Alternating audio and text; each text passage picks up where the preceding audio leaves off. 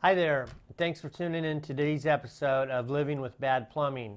Today I want to talk about the implantable cardioverter-defibrillator, the ICD. And here's my old one.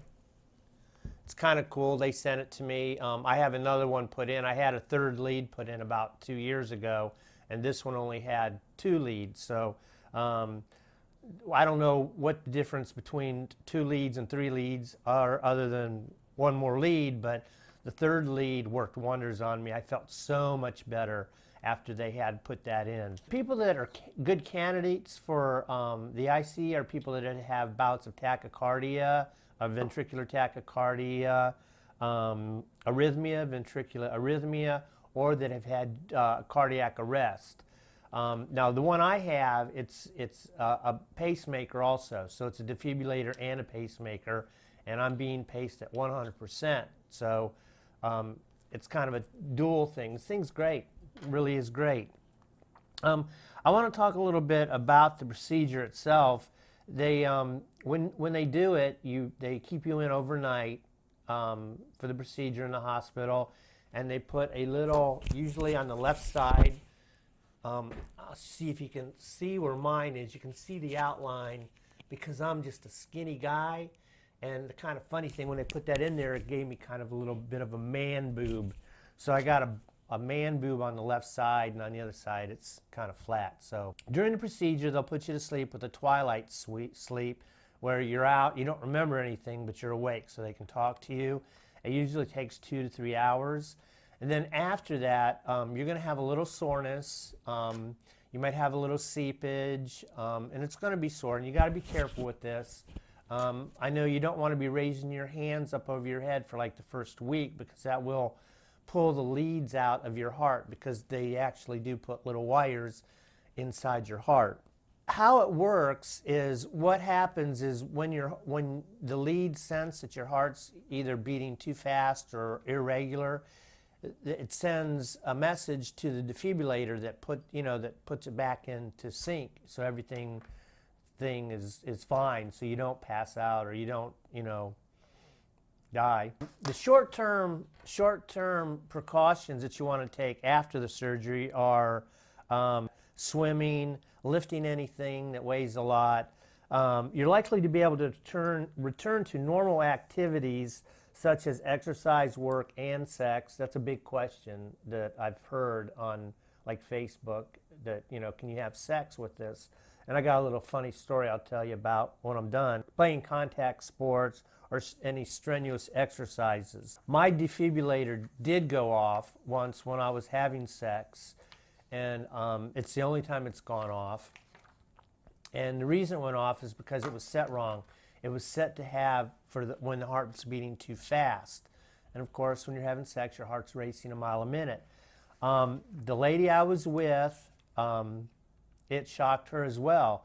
And the people at work got a kick out of this once I told them that they nicknamed me Sparky. And it shocked the hell out of her, to be honest with you.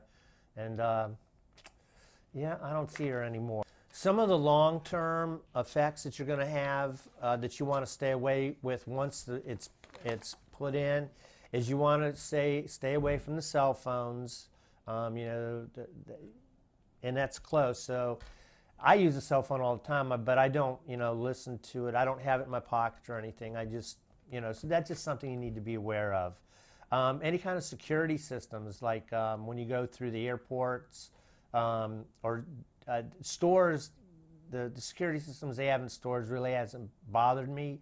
But the times that I've had to go through the airport or even to courts, I have, or any events, sporting events where they have the big metal detectors that you got to walk through. I always go through. I show them my little card that says I have this implanted, and they do the hand wand. So you want to stay away from security systems, or just be aware of that. Any kind of medical equipment, there's no way you're going to have an MRI with this done in, or else it'll rip it right out of you. Power generators or batteries, you want to stay away from those. Like if you're trying to jump a car or an alternator, or you get around any big power transformers, you want to stay away from those also, because it might set it off or it might turn it off. Your MP3 player. You know, I guess, you know, that I don't have an MP3 player. I just listen to my music with big old stereos booming. The battery life in this is a lithium battery, and it lasts up to 7 years. Mine, mine's on a monitor that it sends a monitor. I think it's once a week. It sends it to the doctor to see if there's any irregular heartbeats or tachycardia or anything going on. So that's I know Medtronic's has that. I'm not sure if any of the other companies that make the defibrillator, if they have home monitoring. But that's cool because it gives you peace of mind knowing that if something's going on that you can't really feel it, it'll send it to the doctors, and then they'll call you. And as I stated earlier, that it also paces the heart. It's a biventricular pacer, which I have. Now, not all of the defibrillators have the pacemaker in it, but it's a cool thing that the defibrillator and the pacemaker are together in this. And as always, if you like this video or any of the other videos, subscribe to our channel.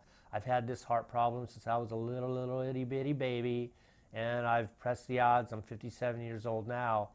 I was only supposed to live till my mid-20s. So I'm doing something right. I figure I can give a little bit of input, that I'm kind of a somewhat expert. I'm not a doctor, but I've seen a lot of hospitals.